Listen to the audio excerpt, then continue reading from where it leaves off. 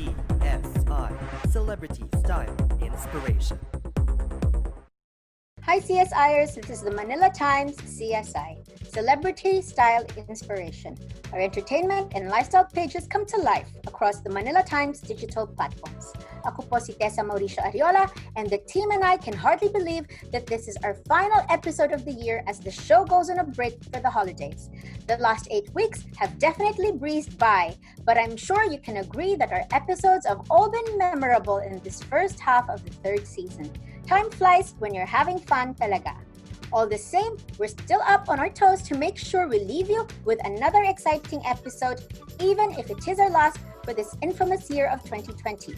We have our full segments all set while I get to talk with an entertainment legend towards the end of the program.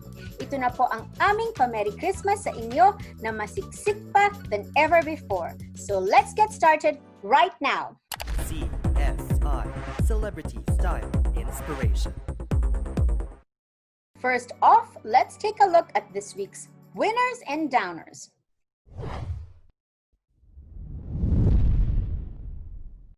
Topping off the winners list is ABS-CBN's Christmas Station ID. There is no doubt that it has been a challenging year for the network, which is why seeing the Kapamilya stars all together along with employees who are still with ABS-CBN for the season is such a winner. Top Kapamilya stars Katniel, Liz Ken, Regine Velasquez, Vice Ganda, Coco Martin, Ann Curtis, Angel Locsin, and Metro and regional broadcast journalists were part of the station ID. But this year, the stars seem to be the ABS-CBN executives, Mark Lopez, Cory Vidanes, and Carlo Katigbak, who fought long and hard for the network's franchise renewal over the summer. They appear in this music video for the very first time. Also featured are videos straight from ABS-CBN's loyal viewers showing how they have gotten on with the new normal. Titled Ikaw ang Liwanag at Ligaya, ABS-CBN defined the song as a collective prayer for all of us who continue to hope despite the odds. Blackpink in your area virtually, a winner in every way. The superstar K-pop group and YouTube Music announced that they will mount a live stream concert premiering on December 27. Called The Show, it will be on Blackpink's YouTube channel and will feature first-time performances from their debut, The Album, which they released in October. The trailer and how-to-watch info is now on YouTube. Meanwhile, still on Blackpink, Filipinos are sure to see more of these global stars, what with Globe Telecom's announcement that the girls are now part of their stable of endorsers. A lot of specials are set to happen in 2021, so you better not blink.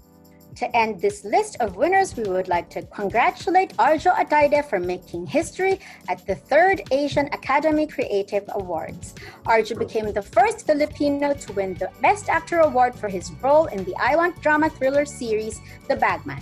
Arjo played Benjo, a governor's barber who is actually a bagman for the corrupt politician. On Instagram, Arjo expressed his happiness, thanking the award-giving body and his family and friends while dedicating his win to his fellow Filipino actors.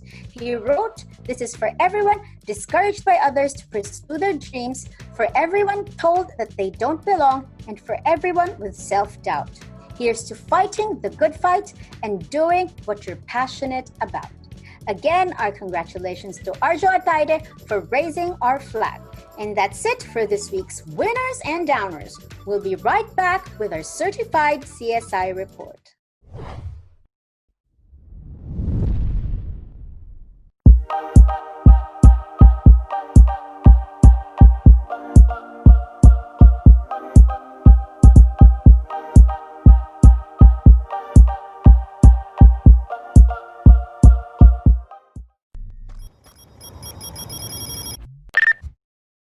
Let's begin with our certified CSI report from Iza Iglesias. Hi, Iza Pai!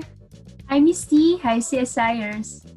Merry Christmas and a Happy New Year! I hope akong naunang bumati sa'yo. But of course, kailangan mong bigyan ng pamasko ang ating CSIers. What do you have for us tonight? Miss T, ang CSI report ko po for this week ay Certified Funny Men. Let's hear it! After their big screen comeback last year, Veteran comedians Andrew E., Jano Gibbs, and Dennis Padilla ay magbabalik katatawanan this Christmas season with the MMFF movie Pack Boys Tapusa. This time, however, makakasama nila si Gerald Napoles para sa riot na pelikula ng Viva Films. In less than a week, pumalo agad sa mahigit na 23 million views ang trailer sa social media. Anong masasabi nila na nag-trending ang muli nilang pagsasama? Aside from that, meron bang pagbabago sa kanilang brand ng comedy? Magiging patok kaya ito sa mga millennials? Let's hear it straight from these four funny men. Congratulations po for being included sa 10 entries ng MMFF this year. And we also wanted to congratulate you din po dahil balita nga ng Viva sa amin more than 20 million daw po yung trailer niyo. Yes. So, that's a huge number. And with that po, can you share with us kung ano po yung reaction niyo and how are you feeling right now po?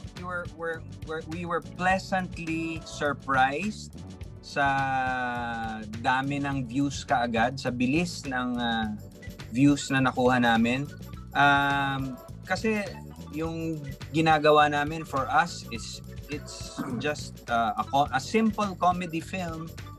So nakaka-surprise yung reaction ng tao na tuwang-tuwa sila, parang bago sa kanila yung ginagawa namin. Saka madami kasi talagang natuwa kasi first time nagsama-sama yung apat na pinakagwapong comedian sa Philippines. Excited sila. Nadamay pa, oh. Given na sa social media nga po nanggaling yung mga figures na nabanggit ko, may binago po ba kayo sa brand ng comedy na pinapakita nyo po for this movie para po pumatok sa mga millennials and lalong-lalo na ngayong MMFF po gaganapin po siya online this week? Same melody ng aming comedy, same. Walang walang extra manipulation kung paano kami before. Yun pa rin. Except, kumbaga, yung plataforma is para sa mga bagong millennials or mga bagong mga kabataan. Yung platform, yun yung, kumbaga, yun yung sinakyan. Pero same. I think Okay. from Sanggago at Sanggwapo, I think ang mission talaga namin nila Andrew, ni Dennis, was to introduce our style of comedy, our old style of comedy to the new audience. To the younger Yun talaga generation. to the younger generation. Yun ang mission namin, is to Yes. reintroduce our kind of comedy.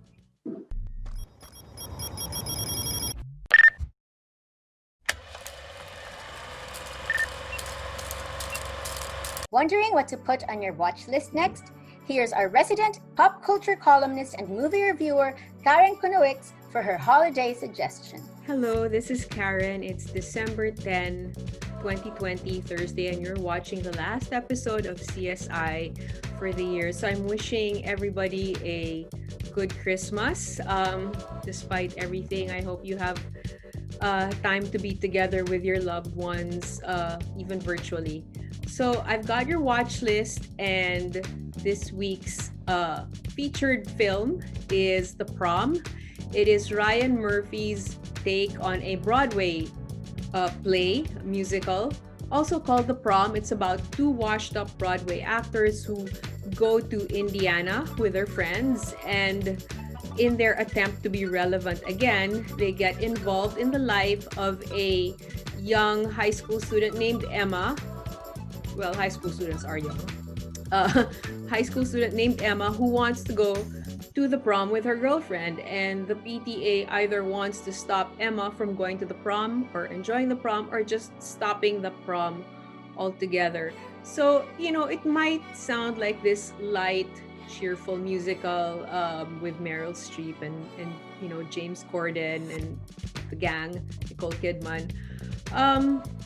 But I am reminded that in many places in Asia, homosexuality is illegal, and in many homes, the LGBTQ plus children aren't accepted. So I don't know. Maybe this Christmas, some family will watch this together and learn to be more accepting. And one cute piece of trivia is that the lead couple, Joe Ellen Pellman and Ariana DeBose, they both identify as LGBTQ plus. Actually, I have to learn what the plus part means. But whatever it is, I mean, love is love. Let's just all accept each other, and maybe if you have a message to send out to your family, maybe you can slip in this Netflix movie, sing along, have fun, and have a good Christmas. Stay safe, and I hope you and your family are all doing well. Bye.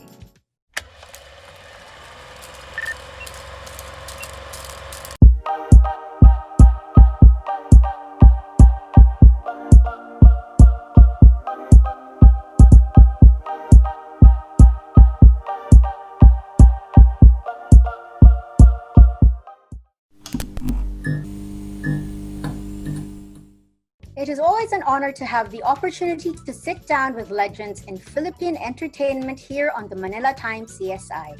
And it's all the more special today, given that our guest will be closing 2020 for us with our final episode for the year. In fact, to say that he is our grand finale in my T-Zone interviews is right on the dot, because everything about him is grand. Listen to this. He has 83 acting credits to his name, not counting his early years in theater and commercials before shifting to the mainstream. His awards are just as great as his versatility too, given the myriad roles he has tackled, although he is most revered for giving life to Heneral Luna on the big screen. To say that he is passionate about his craft, therefore, is an understatement, and we are very sure that's what he'll show us on CSI today. Ladies and gentlemen, please welcome the one and only John Arcilla. Yay! Hello! Yes, hello, kumusta? And Mabuti po, Heneral. thank you for Kamusta inviting po kayo? me. I'm good. Kinda, well, not really tired, but you know what? There's a lot of things going on. I have 3 interviews today via Zoom from 2 o'clock and then 4 o'clock today, and then 7:30 after dinner tonight. Tuloy-tuloy lang po, but at least we're kind of all home because of this unprecedented year. So, madali lang kumuha ng snack sa refrigerator. Yeah. General, we usually start with the T-Zone interviews on the Manila Times CSI with what we call the LIP, LIP. That stands for latest Instagram post. Ano po ang last nyo na pinost on Instagram? Yeah, it's actually about my Barangay 143 first Filipino anime on Netflix, which will have its second season this coming December 12. And I'm giving away Christmas gifts for my followers, especially to my subscribers on YouTube. How very exciting. Apo. Regaluhan na kasi Pasko na.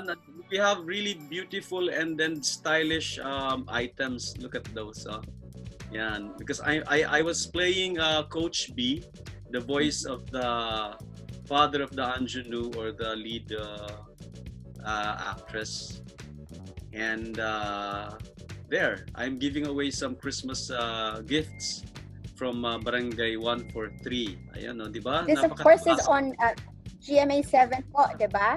Yes, And yes. sa GMA 7 pa rin po siya. Yes, yes. Since we're talking about how active you've become on Instagram, social media, YouTube. Pero sa mga ka-generation nyo po, hindi po usual yung nagti-TikTok din po sila. Pero kayo ho, you've also gone into TikTok, no? What made you decide to do that, and what kind of fun does it bring at John Arcilla? I think it's really very timely because of what you got from my Instagram. Those were the months and the year where I was so busy with my first Filipino anime stint, yan nga, as Coach B in Barangay 143. And during those days, I've been busy dubbing those series. I got sick, no? I was actually lying on my bed, and then my staff was actually giggling beside my bed, and I was really wondering what's happening to him. And matagal ko nang I've been hearing this TikTok several weeks ahead of that incident, and then he showed me his parang his TikTok presentation for the day. And then tumingin lang ako, and then sinubukan ko. My first TikTok kasi was actually that particular item where I was actually sick, and I was talking about this tatlong kutsara. I was really sick then. That particular particular TikTok is about a sick person or a sick little boy, pinapakain ng kanyang mom. Sabi niya, kumain ka na, sabi niya. Kasi lalo kang magkakasakit pag hindi ako kumain. Sabi ko, hindi po ako makakain, wala po akong ganong kumain. And the mother said, no, just kumain ka ng 3 kutsara. Sabi ko, hindi na nga ako makakain 3 kutsara. Ganun. So, sinabayan ko lang yon. And then, pagkatingin ko, I'm not used to seeing myself with another voice. Sobra ako natawa. So, and that's very kasi rare na matawa ako sa sarili ko. Although gumagawa naman ako ng mga light na and mga comic stints sa CCP when I was still in CCP as a company actor. Pero that particular time, talagang sobrang natawa ako dun sa TikTok. And then inulit ko, gumawa ulit ako ng iba hanggang sa nag-trending na. And then several people from different parts of the globe was actually asking me to do more. TikTok items. Wow. And then na-touch ako masyado dun sa mga nagte-text na, Sir John, kagagaling ko lang po ng chemo. Ito yung isa sa pinaka-na-touch ako Kakagaling ko lang po ng chemo, and then sobrang down po ako ngayon. Nakita ko yung TikTok mo, and then suddenly I smiled for the first time today. Sabi niya. So, alam mo yun, sobrang ang sakit ng tama na ang saya, na at the same time parang ganun pala yun, nakakapagpaligaya ka sa kapwa mong Pilipino on the other side of the world. And then may magte-text sa'yo, Sir John, isa po akong domestic helper sa ganitong country. Actually, iba-iba. May Hong Kong, merong Germany, iba-iba all over the globe. Merong mga taga-Canada. Sabi nila, domestic helper po ako, pero nakita ko po yung TikTok nyo. Parang suddenly naisip ko ang Pilipinas, ang saya-saya ko. Gumawa pa po kayo ng marami. Meron naman, nurse po ako, naka-assign po ako graveyard. Sobrang kayo lang po ang nagpapagising sa akin. Things like those. So, ang nangyari, yung kinatuwaan ko, naging responsibility na in a way, kaya lang nagustuhan ko rin naman kasi nakakapagpasaya ka ng Pilipino dito sa bansa mo tsaka sa ibang bansa. So, sobrang nakakatuwa. I'm sure marami hong gustong magpasalamat sa inyo for doing that to them, and thank you for sharing that wonderful story with us. No, what an illness can do for John Arcilla is to be a hit in TikTok, diba? Ganyan lang po talaga si Heneral. Pero going back to that, syempre nasanay na ho kaming Heneral Luna ang tawag namin sa inyo, no? Heneral Luna in 2015 was an unprecedented hit in the MMFF. Akala po kasi natin nung time na yon, hindi mahilig ang mga Pilipino sa mga historical biopic. Pero everything changed when Heneral Luna came into the scene. 5 years later, exactly 5 years later, here you are bringing to life the famous Father Suarez in The Healing Priest as an entry to the MMFF. Ano pong nararamdaman niyo po ngayon, Heneral? And how do you feel about having the movie screened online? Well, you know what? I'm excited at the same time. I'm a little, not really scared. It's just unsure because you know what? We already have a following towards the online streaming, social media presentations. You already have a following, and then may sarili ng kultura ang ating audience, and these are the millennials. In fact, when Heneral Luna became somehow popular, it was actually promoted through social media, and it reached the mainstream before it became really so big. So it was a combination of the audience reaction from the social media audience to the mainstream. So the combination of two was made it really a big hit. But then ang dami-dami pa kasi rin natin audience na hindi high-tech, kagaya nga ng mga, well, yung mga uncle millennials, mga millennial titas, pwede pa silang humabol ng konti, pero marami pa rin tayo mga kababayan na hindi masyadong high-tech, na medyo pag may complication na, or you have to enter that portal, and then you have to go to that link, and you have to click that, medyo natatamad na sila. Where are we going to pay? May ticket, and so and so. So nagkakaroon ng konting discount, natatamad na silang pumasok at manood. Sana, sabi ko, yung ating mga millennials at yung ating mga pamangkin, mga kapatid na techie, i-guide nila yung mga parents natin para ma-encourage silang i-support din yung first time na online Metro Manila Film Festival in the history of the Philippines, and I think in the history of the world na meron na tayong festival na online, and this is really the new normal. So well, I'm excited at the same time. I'm a little worried on that matter, yung technicalities nung papasok ka dun sa portal to watch this kind of festival. And yet, alam mo naman, boom na ngayon ng Netflix, boom na ngayon ng mga HBO, mga portals na pwede kang manood. So somehow, I'm very positive naman about it. Yeah. I think you should, and I think, this is an opportunity din. Alam naman po natin ang mga Pilipino mahilig talaga sa mga artista, and lalo na pag yung idolo nila ang nandun sa pelikula na yon. I'm sure that this will force even our lolos and titas and lolas to try out watching online. This is a signal for them na rin na move na with the times, which is great. General, ang question ko lang po, syempre nung time na yun, one of the things that really got people so curious about the film is, were the responses that people had na ang cool pala ni Heneral Luna, the way he magsalita, di ba? Yung mga ways nila, and may parts din na nakakatawa in the movie, no? But you're going to portray a priest, no?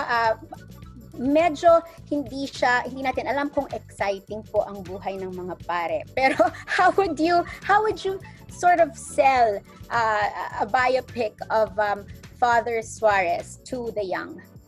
Well, thank you for that, no? Because actually I have really encountered that particular situation exactly the way you tell me now. Because when I was talking to Father Suarez, he's such a very simple person, not the person or the priest I see on video on YouTube with this charismatic stance, speaking to a lot of people from different parts of the globe. No, hindi yun yung nakita ko eh. When I came into the room, there was this very positive air, and there's this simple person, and then telling me stories about his life with no drama, with no crisis, just a very positive person talking about his life. And then sabi ko, Father, how can I make your life very interesting? Because what I see now is a very positive person. And even you're talking about some crisis that have happened in your past, you're still very positive and very, ang lakas ng kanyang confidence towards his faith na hindi siya pababayaan ng Diyos, because I think he had embraced his vocation and his faith towards God na in totality, no? So ang in-embrace ko na lang sa kanya is yung the essence of his total surrender to God and his faith, no? Yun ang in-embrace ko dun sa kanya para i-incorporate dun sa aking characterization. We all know that Father Suarez sadly passed away this year, somewhere in the middle of the pandemic. Napanood na po ba niya yung pelikula before he passed on, or hindi na po niya nakita? No, actually, for me nga, his death is really also a miracle in itself. No,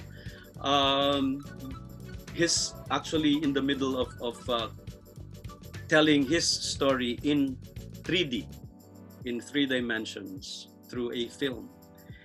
And towards we're about to wrap up, no, when the thing happened, when that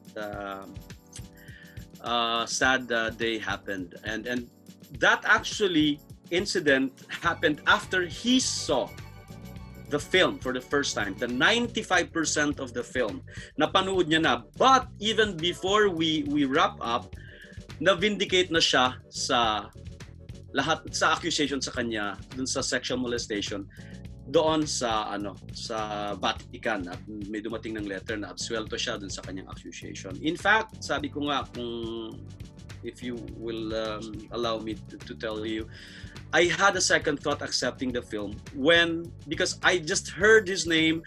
I know he's a healing priest. I'm a believer of healing, the non-medical or medicinal healing. Believer ako, but I haven't seen him. I just heard him from my sisters na umattend ng kanyang mga healing mass. But then, when I was actually waiting for the script to arrive, I tried to scan and research about him, and suddenly I saw the controversies. The first time kong nakita. And then suddenly I want to back out.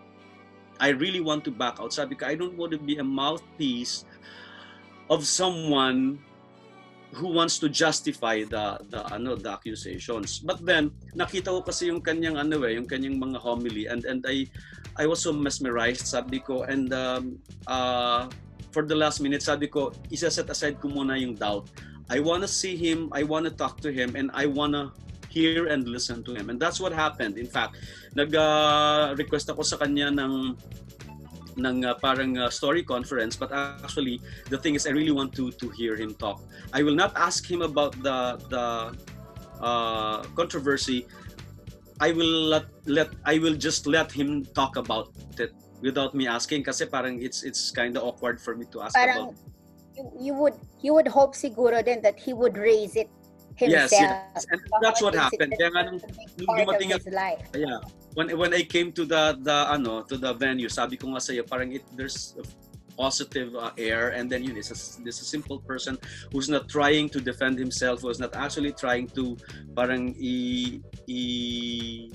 vindicate yung sarili niya. Walang ganung stance eh. Nagkukwento lang siya at all na kung ano man ang mangyari, he trusts God na isa-save siya kasi hindi naman siya guilty. Wala siyang justification, hindi siya defensive, walang ganun eh. So nakita ko yung sincerity, kaya ako in-embrace. So nung ma-vindicate siya, I also felt vindicated because I embraced the project out of trust to his the way he speaks and through his words. So, ayan, ito. Kaya sa akin, miracle yung kanyang pagkamatay is he's in the middle of telling his story to the world, and then before we finished the film, almost the total finish, he was vindicated. And then the night after he saw 95% of the film, yung ending nilang halos hindi niya nakita, pero alam naman niya yung script eh, he died the next day. Namatay siya sa gitna ng kanyang paglalaro ng kanyang passion sports, which is tennis. He just collapsed, walang seizure, walang anything, bumagsak lang siya, and then DOA sa hospital. And you know what? He died on February 4, and that is 3 days before his birthday. And for me, that was very, very significant, and that itself for me is a miracle. I read it as he rose again after 3 days, symbolically through his birthday. Wow. Ang lakas ng tama sa akin noon. Ganon, sabi ko, parang i-design yung buong story ng buhay niya. I mean, kinukwento mo na yung buhay mo eh. Pagkatapos, noon ka rin nawala. And then nung mawala ka is actually 3 days before your birthday. Come on. Parang sabi ko, wow. I felt so sad at the same time. I was so thankful that I became part of his journey. Yeah. And parang walang unfinished business si Father Suarez, if you think about it, no? Na vindicate siya, and he has this opportunity to tell his story through you. General, naging importante po ba na maging kaibigan niya si Father Suarez to be able to portray this role? Was that personal relationship that you had with him important? Obviously, your other true to life, your other true to life character, he wasn't here at all anymore. What pressure does that put on you? Habang, at the time he was living and he was able to see your work, was it important na yung friendship nyo as you describe it to be? Yeah, you know what? Just right after our meeting, actually, that was the only time that he told me he was a fan, or he's a fan of Heneral Luna, and he actually had private viewing of my film with his seminarians as a gift, no? So sobrang nakakatuwa, and I knew then when I saw him that particular day that we can be good friends. But you know what? That was the first time I saw him, and that was the last. The next time I saw him was he's already in the morgue. Kasi nung kami, ang encounter ko na lang sa kanya after that story conference, which I actually asked for, was through telephone. Sabi niya, okay, I have to sing in his birthday, we're having a party. So wala na kaming encounter aside from that first meeting. Telephone na lang. And then yung last ng makita ko siya, yun na, dun na sa morgue na. And then we became friends actually through my experience putting myself in his shoes. You know what? Every time I do, kasi some of the lines actually came straight from him. He said those lines to our writer, and some of the lines that I'm actually saying came personally from him. So I felt that I'm actually living his life through, I mean, just even a glimpse of his life through this particular project. And every time I do the scene, no, parang lalo ako nagiging closer sa kanya. So parang sabi ko, parang hindi ko, akala ko nga sobrang nakakalungkot yun I'm becoming a friend to him, and then suddenly before that really happened. He passed away. I became a friend to him through experiencing his life, through the story that I'm actually doing. And then suddenly makes the movie all the more important because now he's passed on, and he's left you this responsibility not to show the world who Father Suarez is. So in that light, I'd like to ask you, Heneral, ano po ba yung pinaka-importanteng natutunan nyo kay Father Suarez, and as well as what kind of takeaway do you think the audience will have from this movie, from Father Suarez's life? Actually, we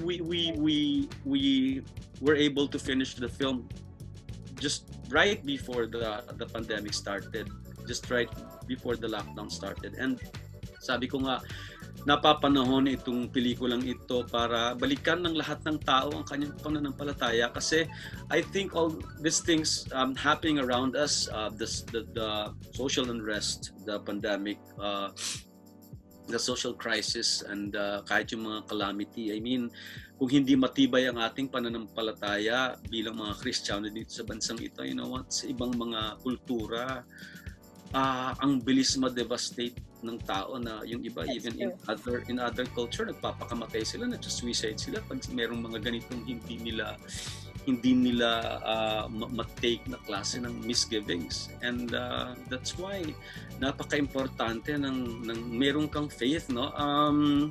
And I'm not just talking about the Catholic people, kasi even we all have God. Even the Iglesia ni Cristo, naniniwala sa Diyos, iba-iba lang tayo ng tawag. The Buddhists, ang mga tumatawag kay Allah, these are all names of one God. So naniniwala ako na napaka-importante ng ating pananampalataya, especially these days.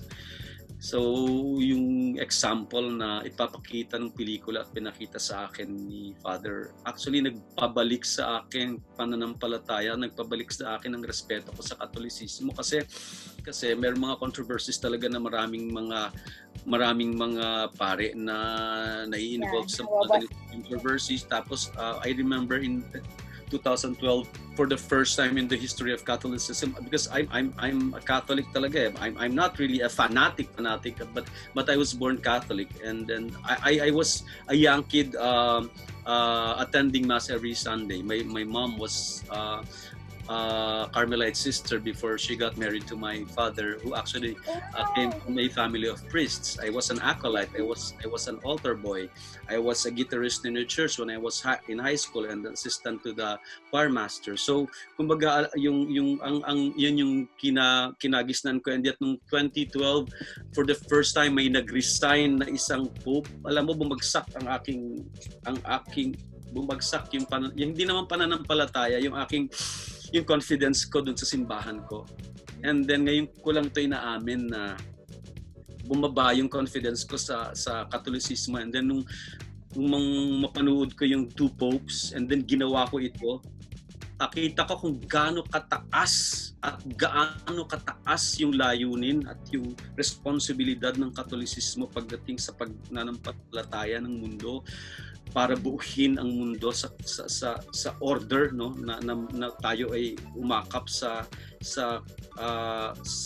order, sa matinong mundo, sa matinong bayan, para tayong mga Katoliko at tayong mga Kristiyano ay magpakita ng magandang ehemplo at halimbawa na kahit tayo bumabagsak paminsan-minsan dahil bilang isang tao, nanghihina tayo, ay nandyan pa rin tayo, may doktrina tayong at meron tayong pananampalataya na laging babalikan para balikan natin yung ating responsibilidad, humingi ng tawad, and balikan ulit yung ating responsibilidad sa ating mundo para hikayatin ang lahat ng tao na manatili tayo sa kabutihan. We really look forward to watching the movie. Pero meron din tayong mga fans nyo, of course, Heneral, na watching to see you in other roles after the MMFF. No? On Instagram, you said you had just finished filming the much-awaited On the Job sequel by Eric Mati. Kamusta po yun? Can you give us a hint on the story of this sequel? Wow, that film is actually one of the best films that I've ever made also. No? Iba naman to. This is kinda ang crisis kasi ng gamot ng crisis kasi sa mind ni Eric Mati, ibang klase, yung patong-patong, no? Pero at the same time maintindihan mo. And, well, for me as an actor of Eric Mati, laging sumasakit ang ulo ko kasi ang dami kong panggagalingan, sumasakit pero ang sarap kasi ang daming ito dito, kailangan mong i-review kung saan nanggaling ito, kung saan nanggaling yan. For me, that's a challenge as an actor, and I love those scenes, no? Na I have to do it, but I have to think of that particular scene because this particular sequence came from that particular scene, and it is connected to that particular character and that particular incident. Alam mo yung naka-cover mo lang, pero at the same time ang saya at very challenging. So well, I can't really wait to it's also finished, it's already finished, but I can't really wait to see it on screen because I haven't seen it yet pa eh. Pero kompleto na siya, buo na siya. I'm still in the dubbing stage. Meron pa akong 2 sequence sa i-dub. Pero sobrang my God, I'm very excited to tell you guys that watch out for OTJ2. Sobrang di ko naman sinasabing mas maganda to sa OTJ2 kasi sa OTJ1 kasi maraming fan ng OTJ1. But marami nagsasabi na hindi kayo magsisisi. Sana nalampasan namin yun. It's always the goal of the sequel, diba? You have to really make it better than I think hindi one. kayo magsisisi, hindi kayo may disappoint sa at saka this is actually a family drama at the same time. It's an action in a way, in a layman's point of view. Kasi hindi naman ako action star eh. Pero yung I was actually put into that situation as a common person. I'm in the middle of this situation that I have to defend myself. So suddenly merong mga action na from a layman's point of view, anong gagawin mo? So ang ganda ng pelikula, I'm telling you. We're very excited for that. But of course, before nun, the Healing Priest muna at the MMFF. Yes, definitely. How do you feel, Heneral, na at this stage in your career, you are more in demand than ever? Sobrang saya. Sobrang saya. Kasi siguro isa rin sa mga idol ko rin kasi na ginagawa kong peg si Liam Neeson because he became a superstar in his 60s. Sabi nga niya, I can't imagine that I'm going to be an action star in my 60s because of that yung film niya na may 3 sequel, Taken. Yeah. One that had to do So, with the kidnapping, no? Yeah, sobrang Taken nga. So sobrang I'm really very happy. I'm thankful to God, and I'm very thankful to all the people who are actually parang helping me to do the things that I want to do, and they're providing me such good projects. Sobrang thankful ako. And siguro nga hindi ko alam kung late bloomer ang ibig sabihin nun. Kaya lang siguro talagang ang dami ka pang gustong ipaliwanag, ang dami ka pang gustong i-express sa mundo, ang dami ka pang gustong sabihin siguro sa tao o sa mundo tungkol sa buhay ng mga Pilipino, sa buhay ng tao. Kaya marami pa akong gustong i-extract sa buhay at i-express. Heneral, question ko lang po, with your extensive experience in films, no, and television work, pati stage, have you ever thought at a certain point naman you'd like to be the man behind the camera and directing everybody the way you've been wonderfully directed these past decades? Maraming nagsasabi sa akin na mag-direct ako. Siguro yes, pwede akong pumunta doon, pero as of now, hindi pa. Siguro ang nangyayari sa akin ngayon is writing, because even before I became an actor, I was a writer first. No? Sumusulat ako ng mga script na mga ginagawa ko sa mga stage play ko, na nananalo ako sa mga stage plays, mga script writing contests. I became a scholar of ABS-CBN sa kanilang writers caravan, no? Kasi that was my thesis, and I finished mass communication, and in creative writing ang isa sa mga favorite ko na major subject ko. And then isa talaga sa passion ko is pagsusulat. Kaya lang I remember after my stint in ABS-CBN sa aking dun sa training ko as a writer sa kanila, nung matapos ko yung aking story, ayaw ko siyang ipagawa sa iba. Feeling ko pag dinirect siya ng iba, mawawala yung soul.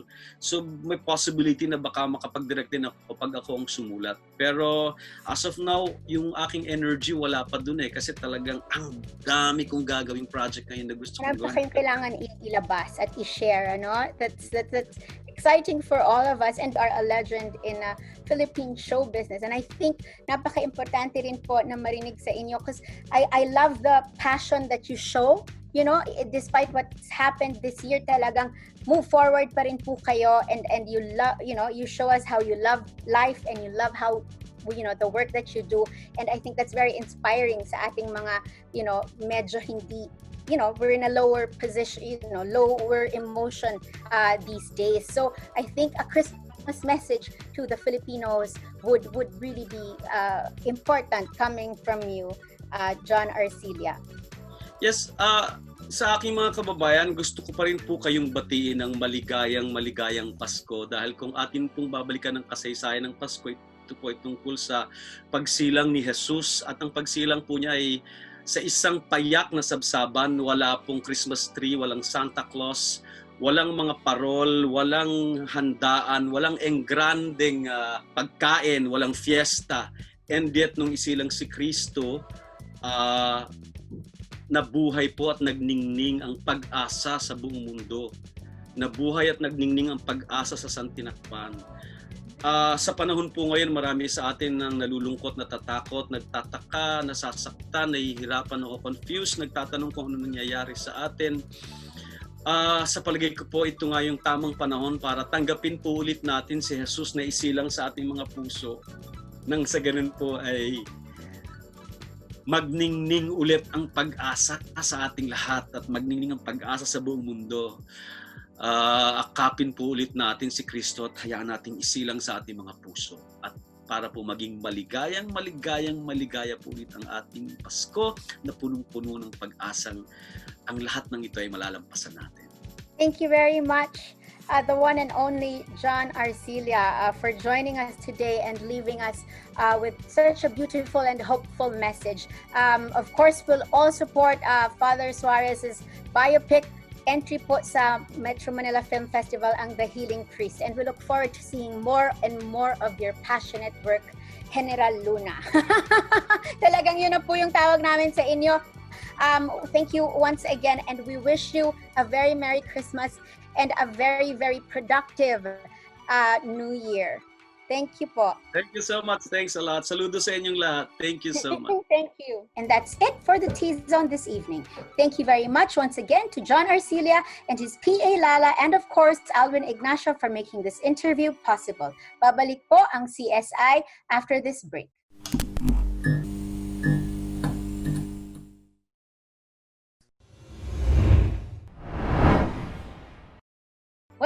to CSI Exchange with the girls, Isa Pai, Tina Pai, and Nika Pai. Hello to all of you. Switch on your mic. Hello Merry po. Merry Christmas. Christmas. Everybody's looking great, even if December really is one of the busiest seasons for us. Marami po talagang nagaganap both in entertainment and lifestyle, even as the pandemic goes on. But we look forward to Christmas Day, of course, just as we look forward to the Metro Manila Film Festival. And unang-unang beses po, dahil sa coronavirus pandemic, ang MMFF ay magiging Nikapay. Online. Online po siya this year. And I think that all the more, dapat po nating suportahan ang ating pelikulang Pilipino because of all the effort that the industry has gone through to keep everything afloat ngayong pandemic year. Marami talaga tayong naging mga challenges. So we'd like to run down the list of entries. 10 po sila ngayon, rather than 8 in the years before, and these are Coming Home, Fangirl, Isa Pang Bahaghari, Magic Land, Mang Kepweng, Ang Lihim ng Bandanang Itim, Pack Boys, Takusa, Suarez, The Healing Priest, Tagpuan, The Boy Foretold by the Stars, and The Missing. 10 ang dami-dami, pero ang tanong ko sa inyo, kung isa lang, pero wag naman, ang pwede niyong panoorin for MMFF, or what excites you the most sa ating 10 entries, ano yun at bakit? Let's start with Tina Pai. Tina Pai. Hi, Miss T. Actually, ang ganda po ng lineup this year. Pero kung isa lang po ang pipiliin, gusto ko po sana yung The Missing ng Regal. So, horror genre po siya. And ba't ko siya nagustuhan is because shinoot po siya sa Japan pre-pandemic. So, ngayong panahon na ito na hindi tayo nakaka-travel, parang maganda na magkaroon tayo ng ibang scenery. Tapos, maganda rin po kasi ang topic po niya or ang tinakil po niya, isa sa mga tinakil po niya ay PTSD na hindi rin po pang-karaniwan nakikita sa mainstream dito. So, yun po. So, maganda yon because gusto mo mag-travel pala with our artistas to Japan. And of course, significant din at very timely din yung topic niya even if it is a horror movie, diba? Talagang merong mga gustong manood ng nakakatakot kapag Christmas. Talagang, diba? Dahil sa mga shadow and role and all of that. Ikaw naman, Isa Pai, which movie are you most excited about sa MMFF 2020? Ako po, Miss T, katulad ng sinabi niyo, napakarami nga pong magagandang movies this year's MMFF. Pero isa sa pinaka na-excite ako panoorin po yung Magic Land. It's an action fantasy movie. Parang ito po yung kinuha nila from the past 50, the late director Peke Gallarga. So, ayun po, medyo dahil nga po Christmas, patok na patok po yung mga ganitong genre sa buong family. Mapapanood po dito yung mga bagong artista na ipapakilala ng producers like yung Bright Light Productions ni Aldi Benitez. So, mga bagong artista and bagong storyline, and yun po nakaka-excite. Exactly, napakarami talagang budget nitong movie na to, and there is an actual magic land in Negros, where Albi Benitez's family hails from. At kung hindi lang siguro pandemic ngayon, I'm sure pagkapanood natin yung MMFF entry na yan, lahat tayo gusto na nating mapuntahan yung theme park na yun, pagdating mo pa lang doon yata, ang babati na sa'yo from the entrance, yung characters mismo of the movie. So, interesting to. Maybe hindi lang ito isahan. I'm sure it's gonna be a movie that will probably have, a sequel. Kasi, interesting dahil meron tayong laging pwedeng puntahan na Magic Land in Negros. Sana next year, pwede na tayo lahat pumunta. And Unica Pai, which one will you watch first? Dahil excited ka sa kanya. Yung pinaka nag-stand out po for me was Fangirl with Paolo Avellino and newcomer din po si Charlie Dizon. Kaya po siya nag-stand out sa akin kasi ang unique ng story niya. Na para, ayun, fangirl siya. Pero yung tagline of the whole movie is parang this is why you should never meet your heroes. So parang interesting lang na parang ano kaya yung take ni Paolo Avellino sa fictional version of himself. So nakaka-excite po. I was able to ask Paolo a question in their movie conference, press conference. Naka-Zoom din naman, of course. But I asked si Direct Antoinette Hadbone if sa tingin ba niya fair para maalagaan ang image ni Paolo to really make sure that it put maybe at the beginning of the movie that this is a work of fiction. Kasi syempre, Paolo's playing himself and may mga tao na baka lumabas ng sinihan thinking that Paolo is a certain way. Kasi sabi ko, is there any danger na masira ang image ni Paolo from people who might think that that's him in real life? And she said, I cannot assure that, no? So sabi ko, meron pala. But when I asked Paolo how he feels about it, sabi niya, it just really made him realize that, he's here because he's an actor first, no? Talagang actor siya and he's acting out himself, pero in a context of a different story. So talagang mas napahalagahan niya yung kanyang pagiging aktor in this movie. And it's very exciting. Ako rin, Nika, I think I will agree with you on that kasi medyo iba At saka, kilala natin lahat si Paolo Avellino, no? You're kind of wondering, ano bang mangyayari? Diba? Pareho lang ba siya who he is now? Or iibahin ba natin nila talaga yung kanyang ugali or image and how we all see him today? So, marami po talagang interesting choices for the Metro Manila Film Festival 2020. And just to let you know po, ganito ho ang panood ngayon, no? Let's not call it complicated because we really want to encourage a lot of people to watch. Nika Pai, take it away. Diba? You have to download, first of all, an app. And it's called?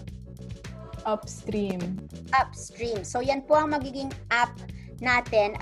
Parang kumbaga Netflix na app. Diba? So Upstream po yan and that's a local app developed Filipinos.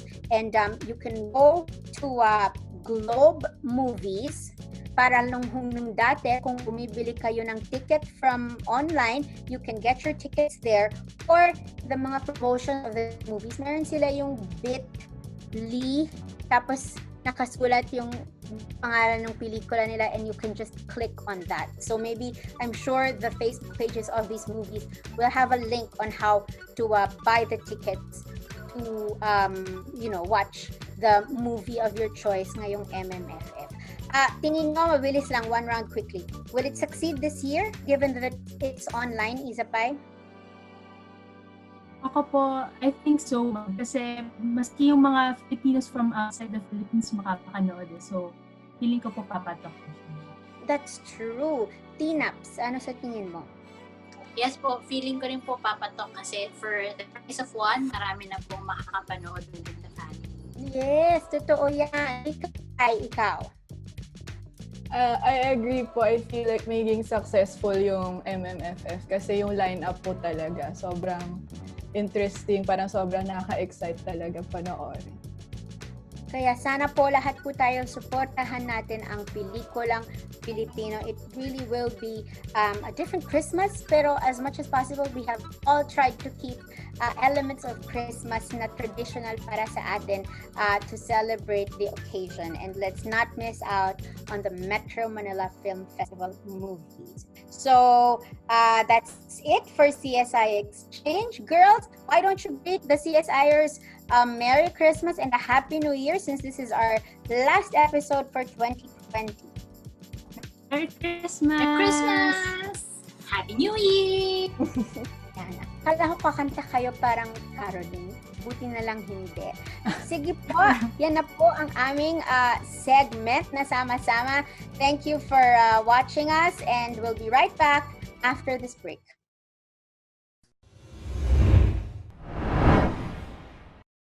And with all that, we've reached the end of our episode in this first half of Season 3 here on the Manila Times CSI, Celebrity Style Inspiration. Once again, we'd like to thank our guests through the season, namely the Juicy Vlog, Making It Happen, Nadine Nustre, Elise Hoson, Gina Roque IV, James Reed, Khalil Ramos, Gabby Garcia, Beauty Gonzalez, and of course, Mr. John Arcilla. Thank you also to their managements and communication teams for working with us so seamlessly. Special shoutouts go to our CSIers from our online community who have become too many to mention through the past few months. Maraming salamat po to all of you for your kind words and support. If you want to relive our past episodes with your favorite artistas, they are of course on our YouTube and Daily Motion channels and Facebook page. Continue tweeting us too, and we'll try our hardest to get your much requested artistas on the show very soon. Thank you very much to Christina, Isa, Nika, and Neil for getting this first half of our third season beautifully off the ground. And thank you to our resident fangirl, Karen Kunowicz, for being so amazing, taping her episodes all the way from abroad. Don't forget to like, subscribe, and follow us on our social media accounts, and be ready to click on our Instagram account, which we will launch before the end of the month. See you in 2021, CSIers. But for now, mula sa aming lahat, a very Merry Christmas to all of you, and only a better New Year ahead of us all. Salamat and bye!